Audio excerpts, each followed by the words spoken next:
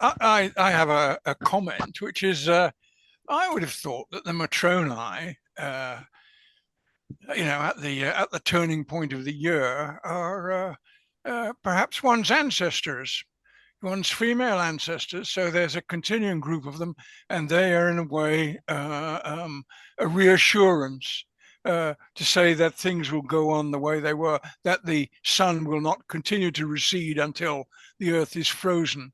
So it strikes me that a kind of ancestor worship has always struck me as a pretty good idea. Yeah, Ancestor respect, at least, and yeah, perhaps this is one aspect of it. That's one thing. The other thing I feel is that we aren't very good on some things, and that's because we rarely see the sky.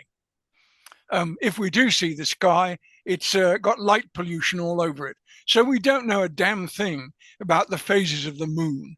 We don't know a damn thing about where the sun rises and where it sets, because in my case, I'm not up to see its sunrise.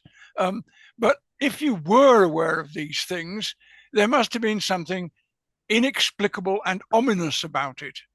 One thing that struck me, which I believe is now approved, um, in modern times, the modern Druids gather at Stonehenge to celebrate midsummer.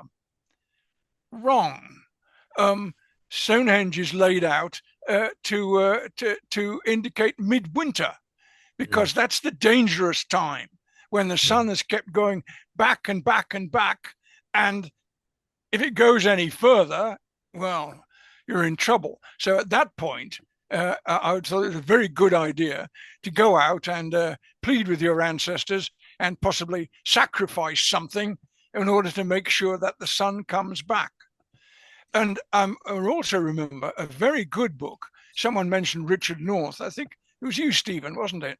Um, his I know. I father, think it was Richard. Sorry, go on. it was Richard. He,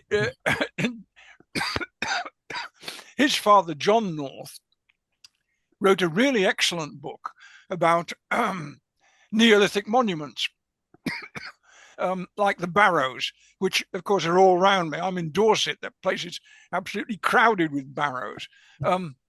But he pointed out that many of these monuments appear to be star indicators, and they're very accurate.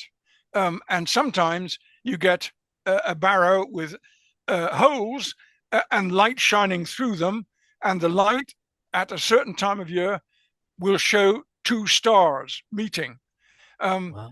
Now, also, of course, the stars keep moving, so it's not like that now. But 2,000 years ago, it was a very accurate layout. And he pointed out also that it's no good standing on a barrow and having a look round, because he thinks that you actually had to stand in the ditch round the barrow so as to get a clear sight line.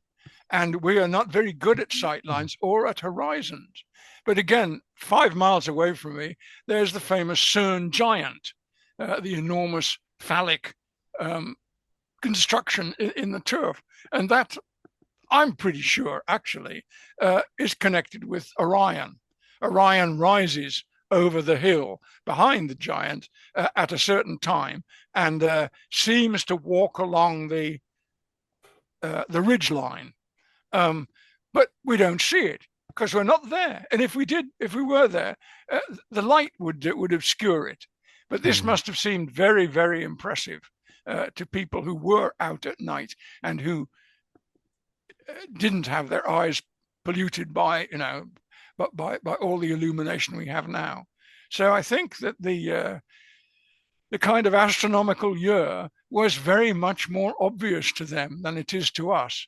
Lots of people now don't know an equinox from a solstice. So that's and that was not the case back then. So it's not surprising that there should be festivals associated with these critical moments.